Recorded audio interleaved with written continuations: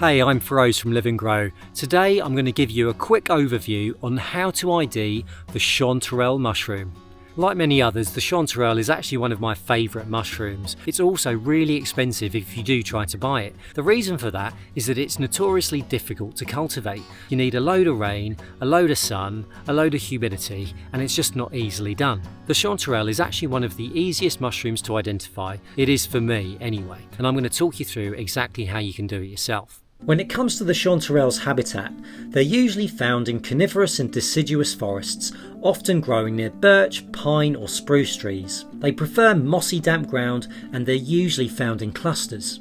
The cap's colour ranges from pale yellow to deep golden yellow. The surface is smooth and sometimes slightly wrinkled. The stem is solid and firm and the same colour as the cap until it's cut open and is white inside. The stem and the cap form one continuous structure without a distinct separation. One thing that really stands out for the Chanterelle is that instead of true gills, Chanterelles have false gills, which are more like wrinkles and they're coloured the same as the cap.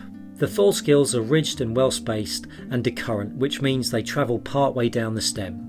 The size of these mushrooms can really vary. The cap can be anywhere from 2 to 12 centimetres in diameter. Here you can see a small one starting out, and here a mature one in its prime. The stems can be 2 to 8 centimetres long and about 1 to 3 centimetres thick, and once again matching the cap in colour or just a bit lighter. The peak season when you'll find them is usually around midsummer to early autumn or early fall. So if you're out foraging, these are the months you'll want to keep an eye out. When it comes to eating Chanterelles, I like to keep it relatively simple. I simply clean them up, chop them up and throw them in a frying pan with some olive oil. Maybe add a little bit of salt too. After a few minutes, they're good to go.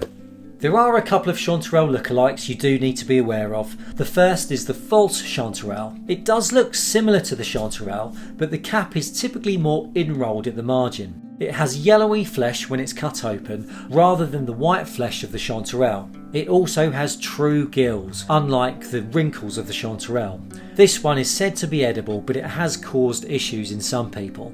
The somewhat more alarming lookalike is the Jacko Lantern. It's funnel shaped, has yellowy flesh, again rather than the Chanterelle's white flesh. Typically it grows at the base of tree trunks or its roots, and again it has true gills, unlike the Chanterelle.